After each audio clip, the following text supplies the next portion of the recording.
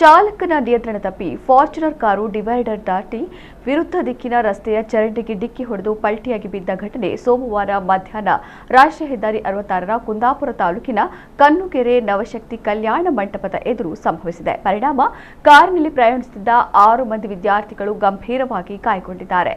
ಗಾಯಗೊಂಡವರು ಮಹಾರಾಷ್ಟ್ರದ ಪುಣೆಯ law college ಹಾಗೂ ಇಂಜಿನಿಯರಿಂಗ್ ಕಾಲೇಜುಗಳಲ್ಲಿ ವಿದ್ಯಾಭ್ಯಾಸ ಮಾಡುತ್ತಿರುವ ವಿದ್ಯಾರ್ಥಿಗಳು ಎಂದು ತಿಳಿದುಬಂದಿದೆ.